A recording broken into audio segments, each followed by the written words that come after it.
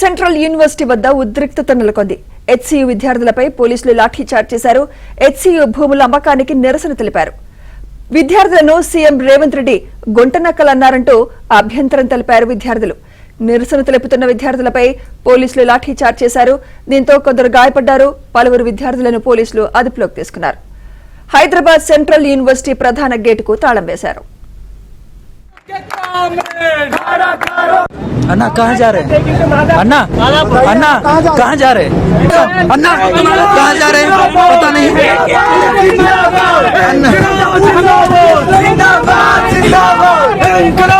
19 comrades are being taken by Telangana police.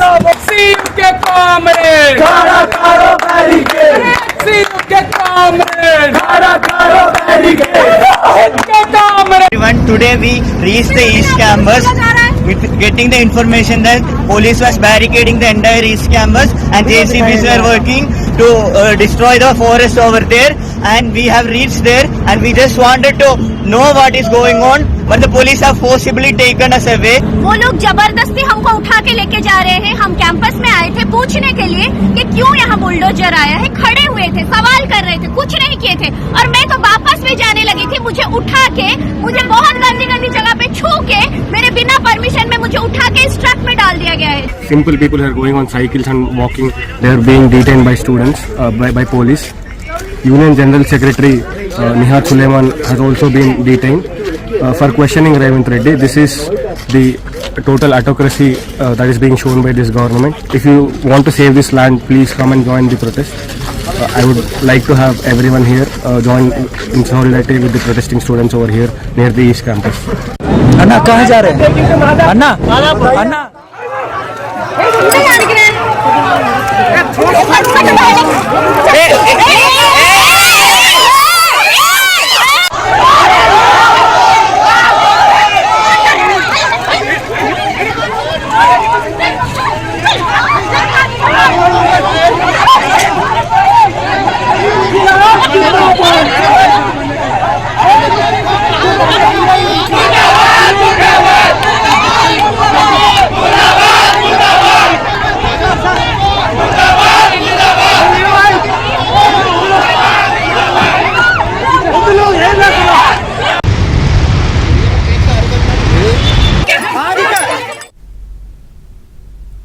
Hyderabad central university వద్ద ఉద్రిక్తత నెలకొంది. హెచ్సియు విద్యార్థులపై పోలీసులు లాఠీచార్జ్ చేశారు. హెచ్సియు భూముల అమ్మకానికి నిరసన తెలిపారు.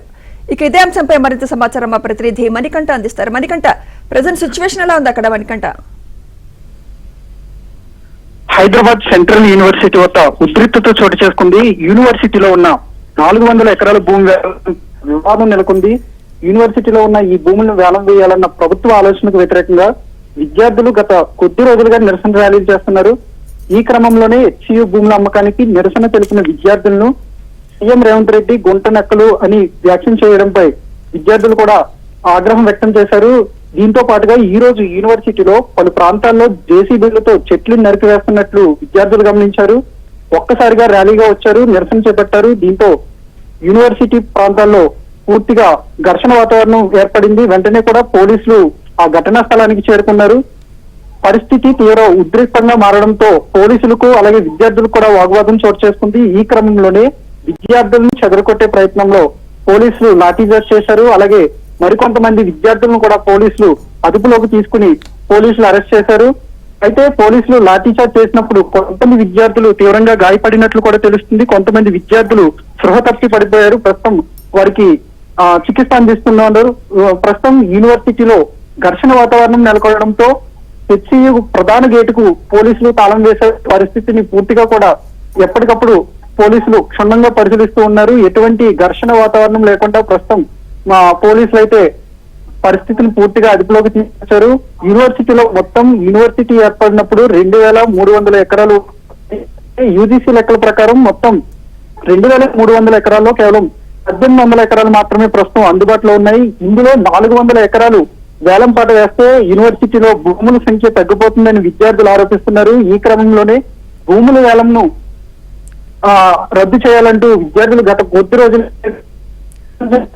ఈ రోజు తీవ్ర ఉద్రిక్తతకు దారి తీయడంతో పోలీసులు లాఠీచార్జ్ చేయాల్సి వచ్చింది. ప్రస్తుతం యూనివర్సిటీలో పరిస్థితి పూర్తిగా కూడా పోలీసుల అదుపులో ఉంది. అలాగే వాంఛనీయ ఘటనలు కూడా చోటు చేసుకోకుండా పోలీసులు ఎప్పటికప్పుడు భారీ బందోబస్తు నిర్వహిస్తున్నారు. అటు అదుపులోకి తీసుకున్న విద్యార్థులను కూడా పోలీసులు పోలీస్ స్టేషన్ తరలించారు. లాఠీ చార్జ్ లో గాయపడిన విద్యార్థులందరికీ కూడా ప్రస్తుతం పోలీసులు వైద్యులు చికిత్స